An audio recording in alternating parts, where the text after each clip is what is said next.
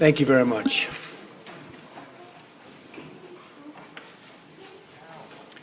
I am honored to have Prime Minister Theresa May here for our first official visit from a foreign leader. This is our first visit, so great honor. The special relationship between our two countries has been one of the great forces in history for justice and for peace. And by the way, my mother was born in Scotland, Stornoway, which is Syria, Scotland. Today, the United States renews our deep bond with Britain, military, financial, cultural, and political. We have one of the great bonds. We pledge our lasting support to this most special relationship. Together, America and the United Kingdom are a beacon for prosperity and the rule of law. That is why the United States respects the sovereignty of the British people and their right of self-determination. A free and independent Britain is a blessing to the world, and our relationship has never been stronger. Both America and Britain understand that governments must be responsive to everyday working people, that governments must represent their own citizens. Madam Prime Minister, we look forward to working closely with you as we strengthen our mutual ties in commerce, business, and foreign affairs. Great days lie ahead for our two peoples and our two countries. On behalf of our nation, I thank you for joining us here today. It's a really great honor. Thank you very much. Well, thank you very much, Mr. President. And can I start by saying that I'm so pleased that I've been able to be here today, and thank you for inviting me so soon after your inauguration. And I'm delighted to be able to congratulate you on what was a stunning election victory. And as you say, the invitation is an indication of the strength and importance of the special relationship that exists between our two countries, a relationship based on the bonds of history, of family, kinship, and common interests. And in a further sign of the importance of that relationship, I have today been able to convey Her Majesty the Queen's hope that President Trump and the First Lady would pay a state visit to the United Kingdom later this year, and I'm delighted that the President has accepted that invitation. Now, today we're discussing a number of topics, and there's much on which we agree. The President has mentioned foreign policy. We're discussing how we can work even more closely together in order to take on and defeat Daesh and the ideology of Islamist extremism wherever it's found. Our two nations are already leading efforts to face up to this challenge, and we're making progress with Daesh losing territory and fighters, but we need to redouble our efforts. And today we're discussing how we can do this by deepening intelligence and security cooperation, and critically by stepping up our efforts to counter Daesh in cyberspace. Because we know we will not eradicate this threat until we defeat the ideology that lies behind it. Our talks will be continuing later. I'm sure we'll discuss other topics, Syria and Russia. On defence and security cooperation, we're united in our recognition of NATO as the bulwark of our collective defence. And today, we've reaffirmed our unshakable commitment to this alliance. Mr. President, I think you confirmed that you're 100% behind NATO. But we're also discussing the importance of NATO continuing to ensure it is as equipped to fight terrorism and cyber warfare as it is to fight more conventional forms of war. And I've agreed to continue my efforts to encourage my fellow European leaders to deliver on their commitments to spend 2% of their GDP on defence so that the burden is more fairly shared. It's only by investing properly in our defence that we can ensure we're properly equipped to face our shared challenges together. And finally, the President and I have mentioned future economic cooperation and trade. Trade between our two countries is already worth over £150 billion a year. The US is the single biggest source of inward investment to the UK, and together we've around $1 trillion invested in each other's economies. And the UK-US defence relationship is the broadest, deepest, and most advanced of any two countries, sharing military hardware and expertise. And I think the President and I are ambitious to build on this relationship in order to grow our respective economies, provide the high-skilled, high-paid jobs of the future for working people across America and across the UK. And so we are discussing how we can establish a trade negotiation agreement, take forward immediate high-level talks, lay the groundwork for a UK-US trade agreement, and identify the practical steps we can take now in order to enable companies in both countries to trade and do business with one another more easily. And I'm convinced that a trade deal between the US and the UK is in the national interest of both countries and will cement the crucial relationship that exists between us, particularly as the UK leaves the European Union and reaches out to the world.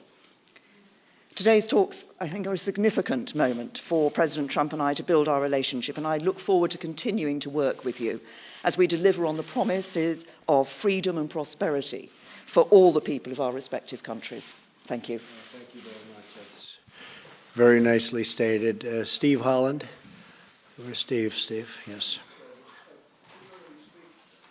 Thank you. You're going to be speaking tomorrow with the Russian president. Yes. What message would you like to convey to him? How close are you to lifting some of the sanctions imposed on Russia over its Ukraine incursion? What would you expect in return? And Prime Minister May, do you foresee any changes in British attitudes towards sanctions on Russia?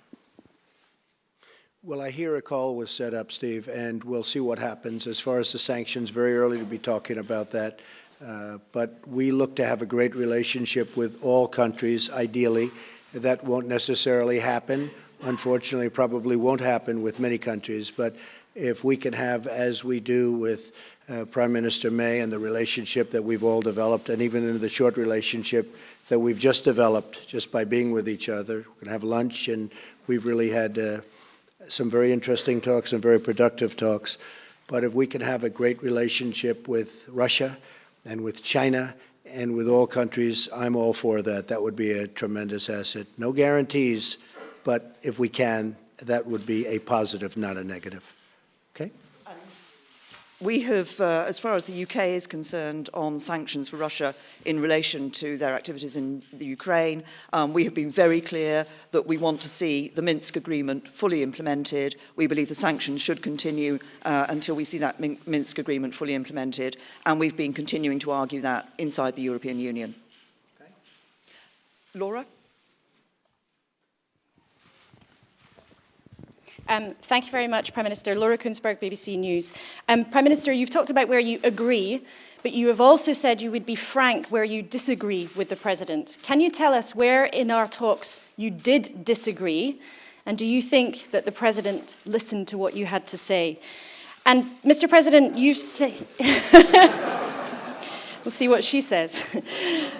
Mr. President, you've said before that torture works. You've praised Russia. You've said you want to ban some Muslims from coming to America. You've suggested there should be punishment for abortion. For many people in Britain, those sound like alarming beliefs. What do you say to our viewers at home who are worried about some of your views and worried about you becoming the leader of the free world? This was your choice of a question. There goes that relationship. On the issue that you raised with me, Laura, can I confirm that the President, I've been listening to the President and the President has been listening to me. That's the point of having a conversation and a dialogue.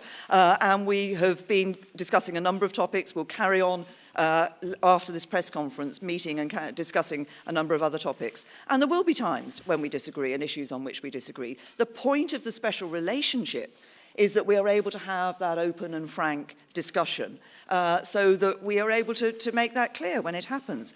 But I'm clear also that there are many issues on which the United Kingdom and the United States stand alongside one another, many issues on which we agree.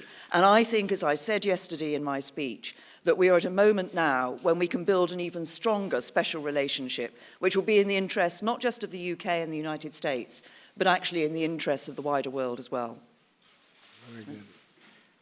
We have a great general who has just been appointed Secretary of Defense, General James Mattis, and he has stated publicly that he does not necessarily believe in torture or waterboarding, or however you want to define it. enhanced interrogation, I guess would be a word that a lot of people would like to use. I don't necessarily agree, but I would tell you that he will override because I'm giving him that power. He's an expert. He's highly respected. He's the general's general. Got through the Senate very, very quickly, which in this country is not easy, I will tell you. And so I'm going to rely on him. I happen to feel that it does work. I've been open about that for a long period of time. But I am going with our leaders. And we're going to win with or without. But I do disagree. As far as, again, Putin and Russia, I don't say good, bad, or indifferent. I don't know the gentleman. I hope we have a fantastic relationship. That's possible, and it's also possible that we won't. We will see what happens. I will be representing the American people very, very strongly, very forcefully. And if we have a great relationship with Russia and other countries, and if we go after ISIS together, which has to be stopped, that's an evil that has to be stopped, I will consider that a good thing, not a bad thing. How the relationship works out, I won't be able to tell you that later. I've had many times where I thought I'd get along with people, and I don't like them at all. And I've had some where I didn't think I was going to have much of a relationship, and it turned out to be a great relationship. So, Theresa, we never know about those things, do we? But I will tell you one thing. I'll be representing the American people very strongly. Thank you. How about John Roberts, Fox? Mr. President, thank you so much, Madam Prime Minister. It's my understanding, Mr. President, that you had an hour-long phone call this morning with President Enrique Peña Nieto of Mexico. Could we get an update on where the relationship is? Further to that, what do you say to your critics who claim that you have already soured a relationship with a very important U.S. ally? And Madam Prime Minister, if I may ask you as well, are you concerned about the state of relations between the United States and Mexico? Sir? Well, I think the Prime Minister, first of all, has other things that she's much more worried about than Mexico and the United States relationship. But I will say that we had a very good call. I have been very strong on Mexico. I have great respect for Mexico. I love the Mexican people. I work with the Mexican people all the time. Great relationships. But as you know, Mexico, with the United States, has out-negotiated us and beat us to a pulp through our past leaders. They've made us look foolish. We have a trade deficit of $60 billion with Mexico. On top of that, the border is soft and weak. Drugs are pouring in. And I'm not going to let that happen. And General Kelly is going to do a fantastic job at Homeland Security. As you know, we swore him in yesterday. We have a really, I think, a very good relationship, the President and I. And we had a talk that lasted for about an hour this morning. And we are going to be working on a fair relationship and a new relationship. But the United States cannot continue to lose vast amounts of business, vast amounts of companies, and millions of people losing their jobs. That won't happen with me. We're no longer going to be the country that doesn't know what it's doing. And so we are going to renegotiate our trade deals, and we're going to renegotiate other aspects of our relationship with Mexico. And in the end, I think it'll be good for both countries. But it was a very, very friendly call. I think you'll hear that from the President, and I think you'll hear that from the people of Mexico that really represent him and represent him very well. And I look forward to, over the coming months, we'll be negotiating, and we'll see what happens. But I'm representing the people of the United States, and I'm going to represent them as somebody should represent them, not how they've been represented in the past, where we lose to every single country. As the President himself has said, the relationship of the United States with Mexico is a matter for the United States and Mexico. Tom. Mr. President, you said you'd help us with a Brexit trade deal. You said you'd help us with a Brexit trade deal. You said you'd stand by us with NATO. But how can the British Prime Minister believe you? Because you have been known in the past to change your position on things. And also, Mayor, it's a question to both of you. People are fascinated to know how you're going to get on with each other. You're so different. The hard-working daughter of a vicar, the brash TV extrovert. Have you found anything in common personally yet? Actually, I'm not as brash as you might think. And I can tell you that I think we're going to get along very well. You know, it's interesting because I am a people person. I think you are also, Theresa. And I can often tell how I get along with somebody very early, and I believe we're going to have a fantastic relationship. Brexit, and I really don't change my position very much. If you go back and you look, my position on trade has been solid for many, many years, since I was a very young person, talking about how we were getting ripped off by the rest of the world. And I never knew I'd be in this position where we can actually do something about it. But we will be talking to your folks about Brexit. Brexit was an example of what was to come. And I happened to be in Scotland at Turnberry cutting a ribbon when Brexit happened. And we had a vast amount of press there. And I said, Brexit, this was the day before, you probably remember, I said, Brexit is going to happen. And I was scorned in the press for making that prediction. I was scorned. And I said, I believe it's going to happen because people want to know who's coming into their country and they want to control their own trade and various other things. And lo and behold, the following day, it happened. And the odds weren't looking good for me when I made that statement because, as you know, everybody thought it was not going to happen. I think Brexit's going to be a wonderful thing for your country. I think when it irons out, you're going to have your own identity, and you're going to have the people that you want in your country, and you're going to be able to make free trade deals without having somebody watching you and what you're doing. And I had a very bad experience. I had something when I was in my other world. I have something in another country, and getting the approvals from Europe was very, very tough. Getting the approvals from the country was fast, easy, and efficient. Getting the approvals from the group, I call them the consortium, was very, very tough. But I thought Brexit, I think it'll go down, that it will end up being a fantastic thing for the United Kingdom. I think in the end, it will be a tremendous asset, not a tremendous liability. Okay? And just on the question you asked me, Tom, I mean, I think as the President himself has said, I think we have already struck up a good relationship. But you asked what we had in common. I think if you look at the approach that we're both taking, I think one of the things we have in common is that we want to put the interests of ordinary working people right up there, centre stage.